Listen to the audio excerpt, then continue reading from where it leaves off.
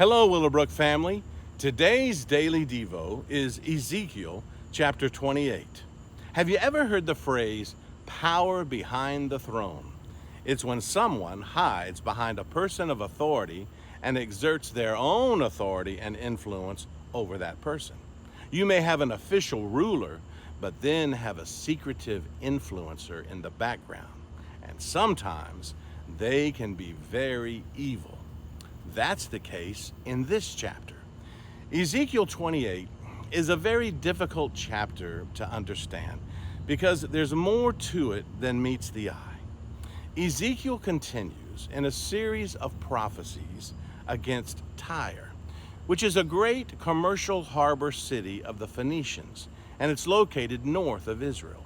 Many conservative scholars believe that this chapter is actually about two rulers, the earthly ruler of Tyre and the dark spiritual ruler, Satan himself. Verses 1 through 10 deal mainly with the earthly ruler, a man probably named Ichabod.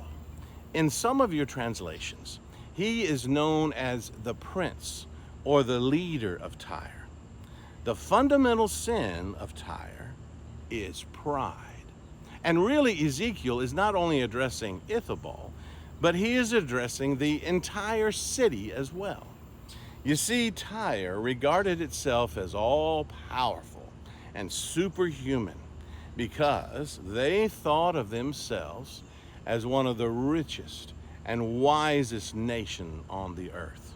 In fact, the prince of Tyre had such a high opinion of himself that he thought of himself as wiser than even Daniel. He also thought of himself as a god. All his great wealth had gone to his head and made him feel invincible. But Ezekiel has some strong words for Tyre and its leader.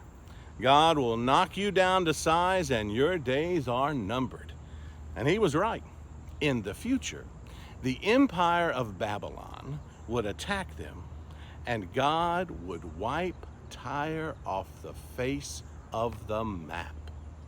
Now, when you hear about the great sin of pride, who does that make you think of? Remember, this chapter is about two rulers, the earthly ruler of Tyre and the dark spiritual ruler, Satan himself, the power behind the throne. In verses 11 through 19, you'll see that Ezekiel is addressing the king of Tyre, not the prince. He's addressing the real ruler, the real power, Satan. You see, the idea of a prophet speaking about an earthly ruler and a spiritual ruler can also be seen in Isaiah 14 and in Daniel chapter 10.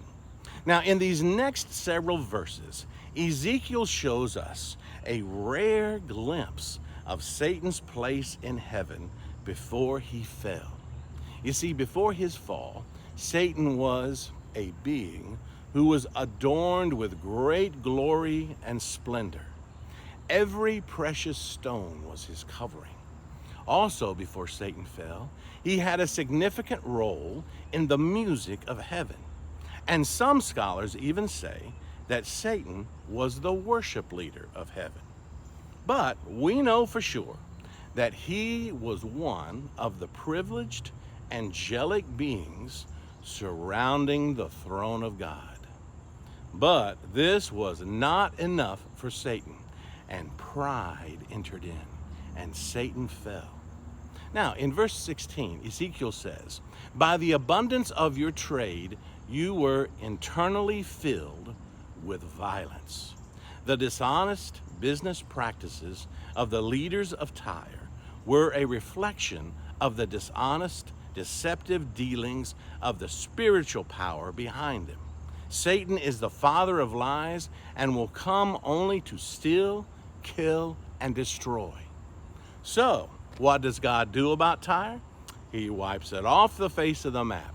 You can't even find the city of Tyre today. And one day, God will permanently remove Satan as well. and that will be a good day. Now, the last part of this chapter deals with the judgment against the city of Sidon, which is another Phoenician harbor city that's located about 15 miles north of Tyre. Now, even though Sidon is not a very powerful city anymore, but because of its close association and influence from Tyre, God must deal with them also. Just like when we have a close association and are influenced by the dark forces of this world, God's going to deal with us. So, when we look at our lives, who controls our throne? Do we allow God to sit on our throne and control our lives? Or do we want to sit on our own throne, but allow Satan to be the real power behind the throne? You know, that's challenging food for thought. And I'll tell you this, you'll never regret putting God on your throne. Have a great day in the Lord, Willowbrook.